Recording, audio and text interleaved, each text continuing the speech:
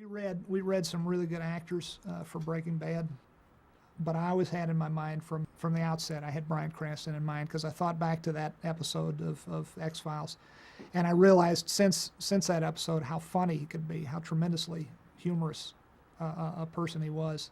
I realized he was the whole package, and that he was. I thought back to that sympathizability issue in that episode of X-Files, and I realized we had that need here.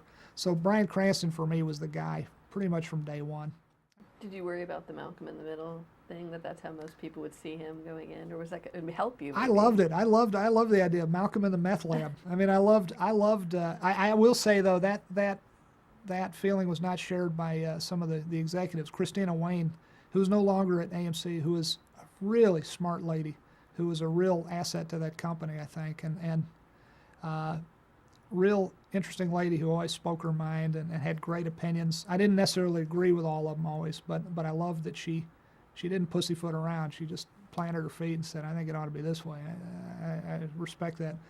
But she wasn't enamored of the idea of Bryan Cranston.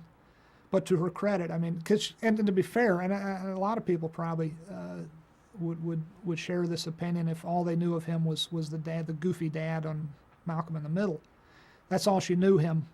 That's all she had known of him. But to her credit, when I sent along the DVD of that episode of the X-Files, she came around, and as did anyone else who might have had questions. But Sony dug the idea of a well-known face, like a well-known TV dad, and because it is perverse. It's ironic, and it's more than ironic. It's perverse to have this lovable, goofy dad suddenly be this whole different character. You know.